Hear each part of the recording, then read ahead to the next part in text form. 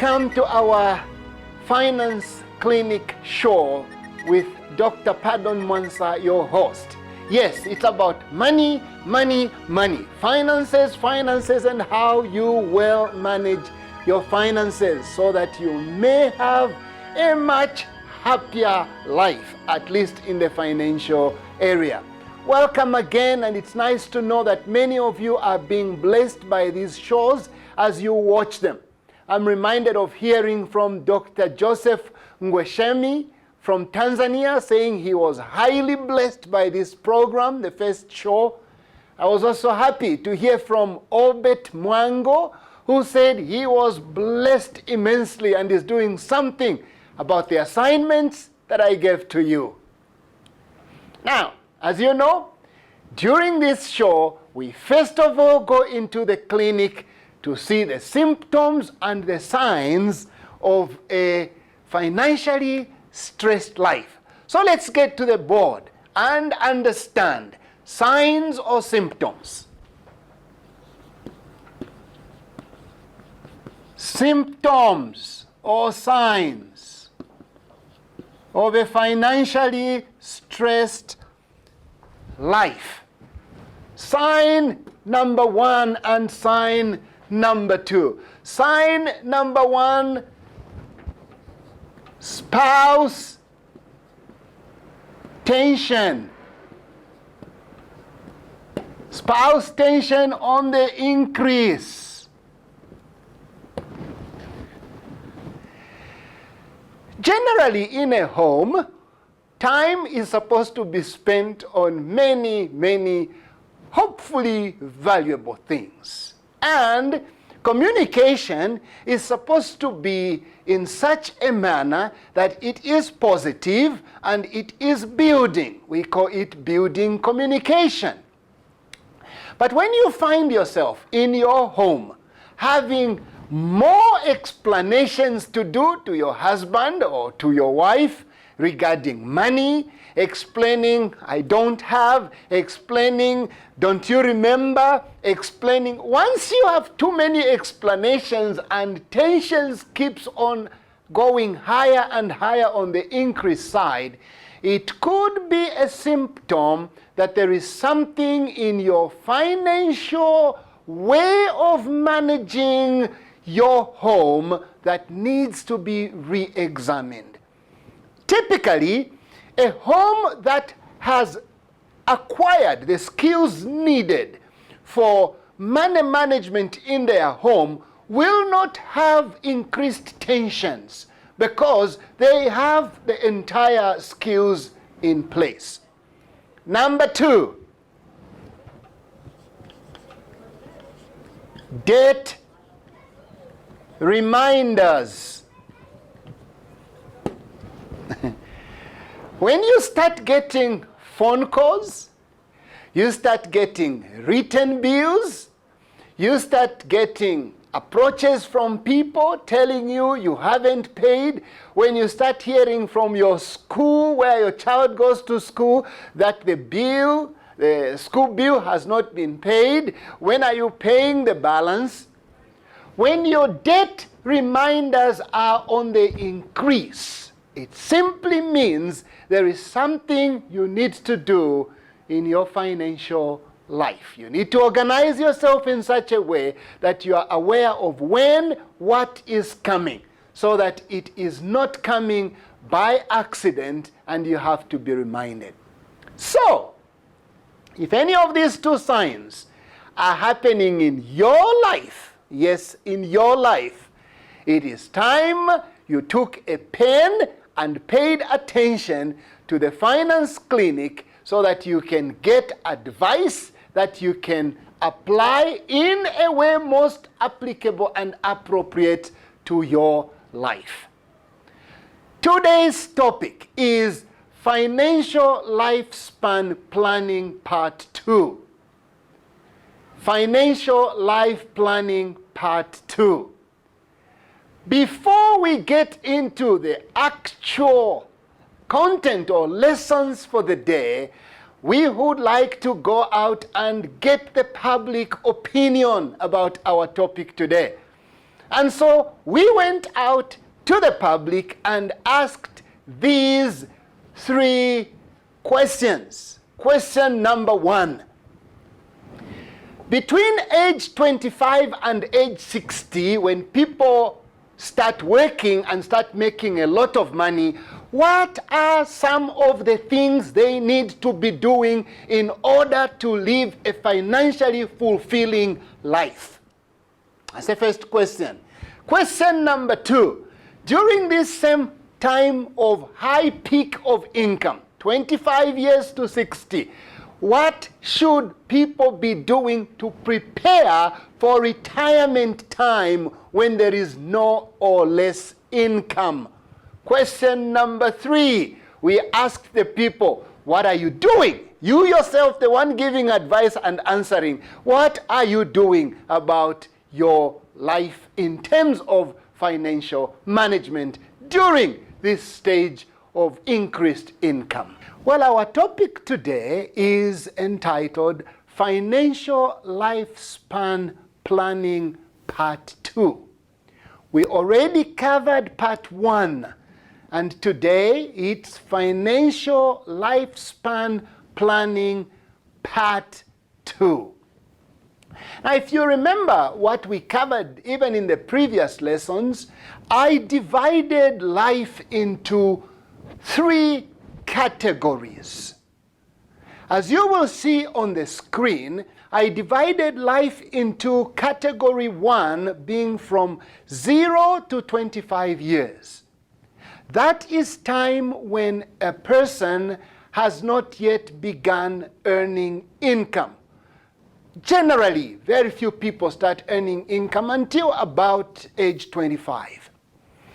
The second phase of life is the 25 to 60 years, which is the time when people are at their highest peak in terms of potential revenue or potential income.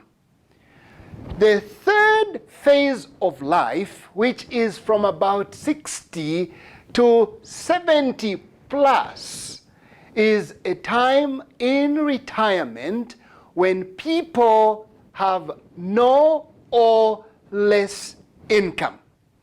It's very important for you to understand these 3 phases because you're comprehending each of these phases of the total lifespan will help you know the entire concept of financial lifespan planning.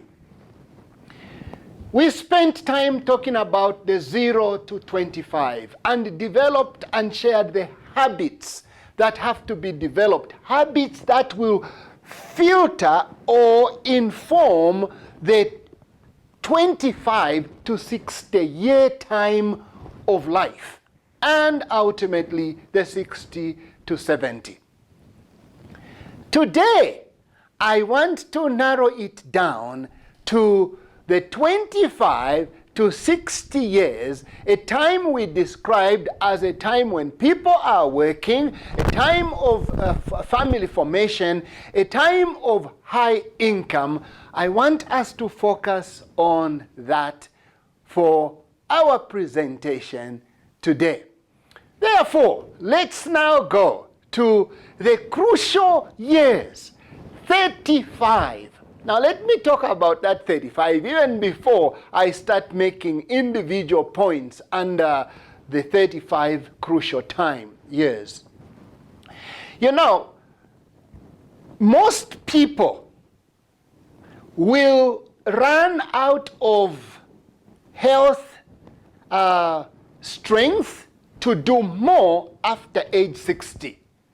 Now, not all, but majority of the people, by the time they turn 60, have begun feeling tired of working. Their health, they are not as active as they used to be. And that's almost universal, because 60 is quite a good turning point.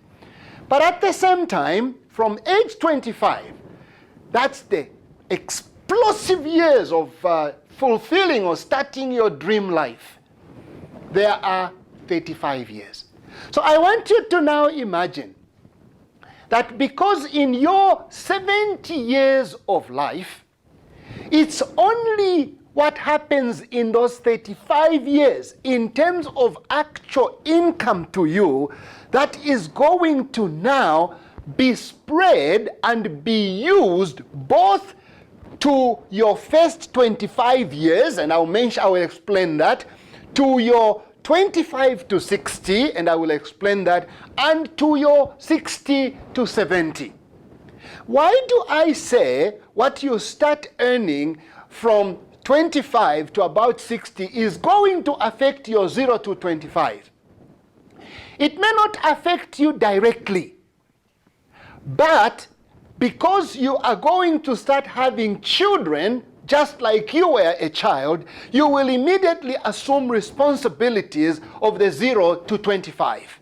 That's how it affects you directly. But sometimes it can even be more than that. I'll tell you, and this is not uncommon. There are people, and they are a good number, whose parents may not have the ability to put them through college. And because their parents did not have the ability to put them through college, what do those people do? They go to the banks. They ask for a loan, an educational loan to pay for their school. So you will find that when they turned 20 or about that time and began going into college, they did not have the capacity, financial capacity, to pull through college. What do? They went and got an educational loan. What that means is that educational loan, which you got before you began working, will now enter into your 25 to 60 year span of life. So even though you are living from 25 to 60, your highest time of revenue or income, you already have assumed financial obligations from your first 25 years. When that is the situation, then you actually have a steeper way to climb, because you've begun your earning when you actually are in negative mode, meaning you are owing. And hey, you know what? Let me say something about educational loans. Educational loans that are not well managed can actually be the starting point of a life of disaster. But if you, when you got your educational loan, you applied yourself to learning, you passed and made good grades, and you get a good job, then it will pay off very, very well. Now let's go to the what I would call the time of plenty, the time when people enjoy income coming to them. I have again broken that 35 years into three categories of thinking and of discussion. Number one, it's the point that is the career booming time. Don't you ever think you will come and start making money after 60 because that's when you think you will. No. Your time to make money, the booming time, is from 25 to about 60. So this is the high income period. This is also the time when you are going to have the capacity to save. Okay? Go back to what I said at first. If you were owing an educational loan, this is the time when you need to make enough money to clear your past, but this is also the time when you need to save money, and I'll talk about later for what purposes I will explain. But this is the time because you are making a lot of money. This is the time. This is your time. The last point I would like to make on this is the time when if you are going to start a business, you start a business.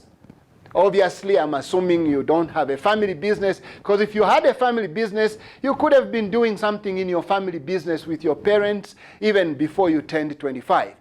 But using your career now, this is the window when people start businesses, even outside of their regular working career. This is the time you can say, I'm going to do this, I'm going to do this in addition.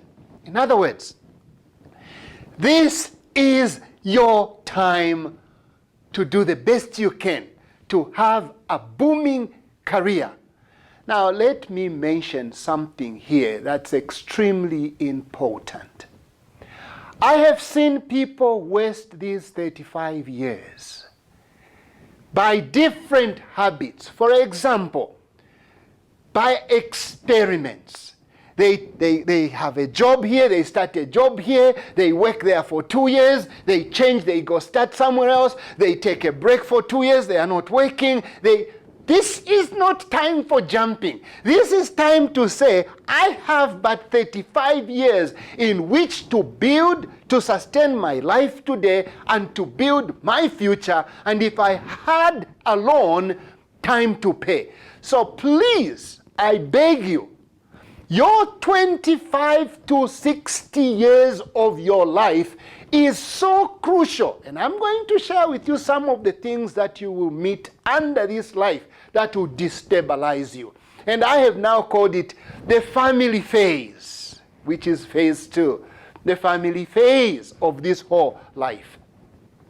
Many people at age 25 start thinking about finding a partner, somebody to marry, somebody to get married to. And you know, love is so good. Love, love, love. What can we do without love? What can we do without husbands? What can we do without wives? So at that time, people look for a person to marry. Hey, I have to say this. Time out here. Even in your selection of a spouse, somebody you will spend life with, you can goof and enter into a terrible financial life. I encourage you, one of the things you are to look for in a person who is going to be your life partner is know their spending habits. Know their income activities. Don't be fooled by suits that people appear in when they are trying to propose you. There is a lot of pretense. I have heard stories after stories, including people who will go and buy a suit to go use when they go to propose. They will furnish their homes. They will borrow a car to drive to the in-laws. Hey, you know what? Don't cover yourself. Be who you are. Even you as a person they are approaching for marriage or in marriage, ask yourself, what are the activities of this potential young man, potential young woman when it comes to money making? Do they work hard? Do they have those habits we spoke about that are from age 0 to age 25? I will not overemphasize this. If you make a mistake and marry somebody who will drain you financially, you may be statistics at some point and join statistics of the D word, the divorce. Anyway, back to 25 to 60. That's when people marry, get married, and they start a life. What does that mean? That means you need to start saving for your wedding. It's okay to ask for help for your wedding. But you know what? If you are ready to assume the life of another person in your life, to start a life with children, you better be ready from your own income to sustain your life.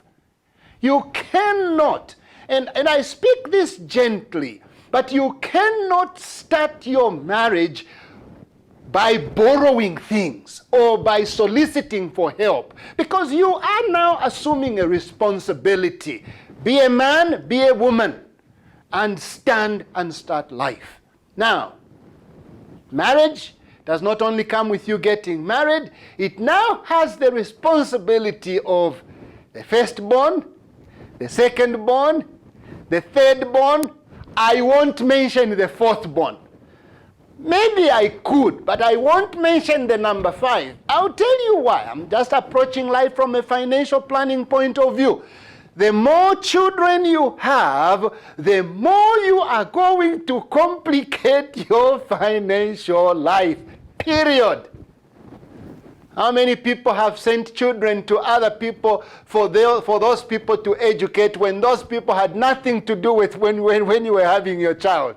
Hey, listen, it is your responsibility when you bring a child in this world to be able to educate that child or to guide that child into a proper upbringing.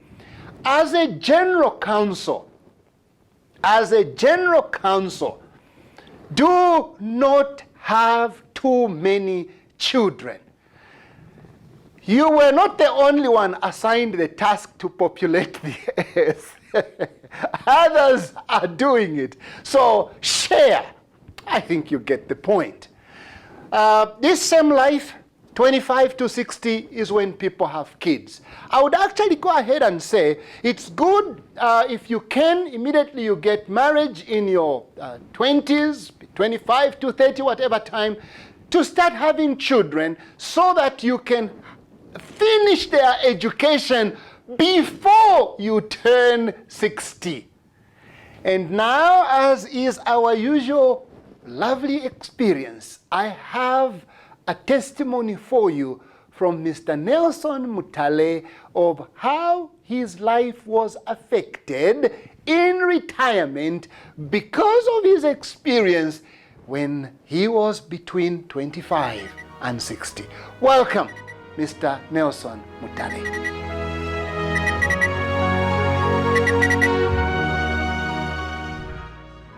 My name is Mutale Nelson Chanda, born on 1st January 1947. And from there, I came to start school at the age of 9 years. So when I started school, I was having a problem because my father was not working, and my mother also the same, was not working. So my sister, Evelyn Mutale, she's the one who took the whole responsibility of my being at school.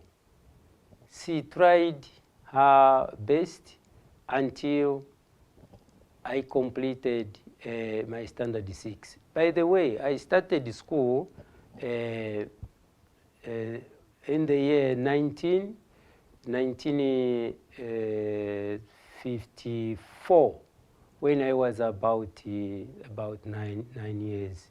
So from there, I continued my my school up to standard 6. That was now, I went to Chimpempe. From Musanda Primary School, I went to Chimpempe. That's where I completed my standard 6. From there, I stopped school. Then 1964, my cousin came to pick me from home and took me to Kitwe so that I can start something. From there, I started working for Dollar Expense. Dollar Expense are still existing, and each time I look at that company, I remember what I used to do there. Then when I stopped work at Dollar Expense, I joined the Zambia Steel and Building Suppliers as a salesman. That was in Kitwe. Then 1970, I was transferred to Lusaka, where I started working also as a CADEX clerk. CADEX clerk is a person who records all the items which are in stock. So from there, my boss was very happy with me. But I was looking at a friend who was working for Zambia Steel and Building Supplies also. Then the boss said, what do you want, Mr. Mutale? I told him to say, no, what I want is to do something big, because what I'm doing, it seemed to be very small. So I want to do also something that can give me a future. That's when I was, the boss was very good. He transferred me from here to Ndola, where I worked up to 1990. From 1990, we were told to say, no, you people, the companies, we are closing the company. Then I said, what am I going to do if they close this company? Because I have not established anything for me to enable me keep my children and my wife. So when the 1990, they closed the company, and we were only given a 20 kwacha each. We were many. I was not the only person. We were many. So people started, we started complaining to say, now, what do we do after the closure of this company? What are we going to do? And we have not been given anything to start from. So what I did, I took that 20 kwacha. I started something at the market. I was selling, by then it was called Mariposa canvas from Tanzania, Malawi. That's where we used to buy. So from there, I started asking myself to say, now, if I used it to get an orders for the company, why should I not get my own order, since I have a lot of knowledge about some of the things? So I started moving around until finally I got an order from VP Motors. I was given this order to go and look for the number plates from South Africa. Then I said, I don't have a passport. How do I go to South Africa? I started again striving until I met the young man by the name of Mwaba. He's the one who encouraged me to say, no, big man, you can, the passport is not a problem. We can assist you to get a passport. Then he showed me how to go about with this document until finally I got the passport. That was now 2000. Now, from there, he said, now, big man, since you don't know South Africa, what I will do, I'll go with you. Then I went with him to South Africa. I started again looking for small jobs, contract jobs, because now I had something to start with. So I started looking for small jobs, painting, plumbing, carpentry, and the other things. So that is what I started. What I would like to share with you people out there is that, you know, when I was working, as I've mentioned already, to say I was expecting to be paid. Now we were not paid. And what came into my mind is, I can't just stay like this, start begging, going around, troubling my relatives. I said, no, since I'm able to do certain things, I started just from what I've mentioned. Now, what I'm trying to say is, please, people I used to work with, most of them died because they were not asking themselves to say, now, since I haven't been paid, what do I do? What next? As a result, most of them have died. And what I'm encouraging people is that when you are working somewhere, make sure that knowledge you are getting, you expect to use it in the future. You don't say no because this has happened and you this is the end of the road. No, you have to start something. So you can see that up to now, I'm able even to stand here and tell you something because of the experience I got from there. When we were told that the company is closing, we expected to be paid. But since we were not paid,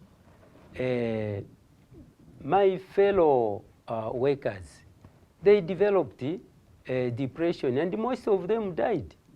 You noticed in Mr. Mutale's comments that when he lost his job after working for 25 years, they told him, we will give you some money. That's not how things should be. You need to know when you take up a job, what is the retirement package in that job? At what time in your career are you vested for full retirement? Do your employers contribute to retirement schemes that exist in your country, like NAPSA? Do they do that? You need to make sure that all those things are in place. It's your responsibility because it's your life that you will lead. That's something I picked from the lesson. Secondly, I picked up something. The man was wise. He had built a home. He says from little savings, he saved and built a home. Did you see how now life became easier for him when he had built a home? That's the second thing that I learned from his life. Number 3, I also learned from his creativity. He spoke about what he was doing, and now after he lost his job, he did the same skills or same techniques, but now did it for himself. That is creativity. Make sure you use your creativity. You do something with your life. This is why it's important to prepare. You remember what I was saying? The unexpected could be job loss. That's the example of Mr. Mutale. But we are so grateful that his life did not end up as a total mess, even though some of his friends even lost their lives. Time for assignments. Time for assignments.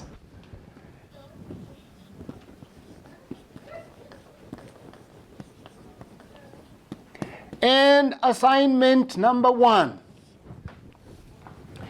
Assignment number 1, I would like you to take an inventory. Take inventory of the strategies that we shared. Review all the 8 strategies. And when you review them, that's what I mean by take inventory. When you review them, identify at least 3. Identify 3 where you are weakest. Identify 3 where you are weakest. When you identify the 3 where you are weakest, then I would like you to develop a deliberate plan of how to move from your weak position to a better position on those 3 strategies. You already know the strategies that we reviewed. Second assignment. We spoke about investments quite a lot. Rather, we spoke about savings quite a lot in my presentation. There are not many ways of starting to invest than to open a savings account. So please go to a bank and open a savings account. Open a savings account.